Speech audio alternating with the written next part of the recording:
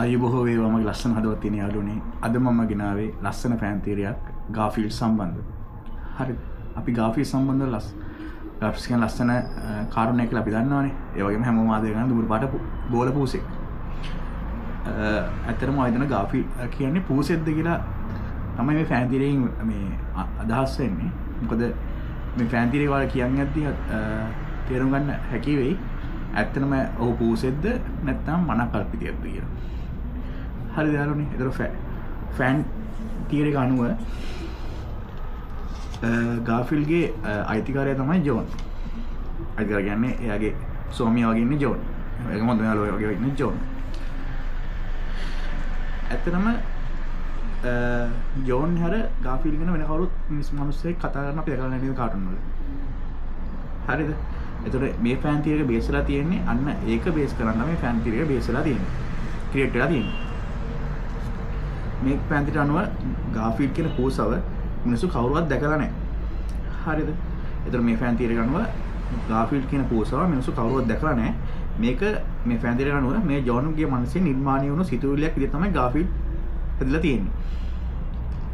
ඇත්තටම ඒක පොඩි ඇත්තක් තියෙනවා නේද යාළුවනේ? අපි දන්න විදිහට ජෝන් කියන්නේ හුඟක් වෙලාවට තනිව ජීවත් වෙන ඒකාකාර රූපණයක් තියෙන දවස් ඒකාකාර රූපණයකට දවස් ගත කරන තනියම නිවසක ඉන්න පුද්ගලයෙක්. ඒකත් ඇත්තනේ යාළුවනේ. අපි කාටුන් එක දකිද්දී හැමතිස්සෙම දකින්නේ එයා තනියම ඉන්නවා ආතලකේ තනියම හුදකලා ඉන්න ඩයල් එකක් වගේ තමයි අපි දකින්නේ. ඒ හුදකලා බලන නිසාම ගාෆීල්ඩ් කියන චරිතය නැත්නම් සිතුවිල්ල නිර්මාණයක් එයාගේ හිත ඇතුළේම නිර්මාණය වෙලා උපකල්පනය කරනවා මේ ෆෑන් තියරි අනුව. ඒකත් වෙන්න පුළුවන් යාළුවනේ. ඒ ෆෑන් තියරි ගන්නව මේ ගාෆීල්ඩ් එතකොට එයා හිතින්ම වා ගන්නවා. එයාට ලස්සන මුරු පාට බෝල පූසෙක් ඉන්නවා. එයාගේ එක තව ඉස්සරහට ෆෑන් තියරි ගන්නව විස්තර කරනවා. එයාගේ ඒ පූසෙක් ගතිගුණත් මුගක් වෙලාවට එයාට එළියට දාන්න බැරි වෙච්ච එයාගේ ඉන සයිඩ් එකේ ඉන සයිඩ් සිතුවිලි තමයි ගාෆීල්ඩ් කියනොත් පිළිඹු වෙන්නේ කියලා. හරිද?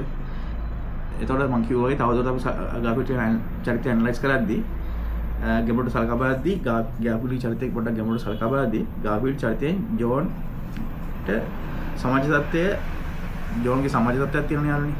ඒ සමාජ තත්ත්වයෙන් හින්දා එළියට දාන්න බැරි පර්සනැලිටි තත්ත්වයන් තමයි ඉක්මන් කෝපය, කම්මැලිකම වගේ ඒ වගේ පර්සනැලිටිස් ජෝන් එළියට දාන්න හදනවා ගාෆීල්ඩ් කියන චරිතය තුළින්. ඒක හිතේ මාව චරිතය තුළින්. ඒකම තවත් කියනවා හැමසම ගාෆීල්ඩ් කියනනේ මට තවත් බෑ කියන වාක්‍ය මාලාව ගාෆීල්ඩ් නිකන් කියනනේ මට තවත් බෑ කියලා.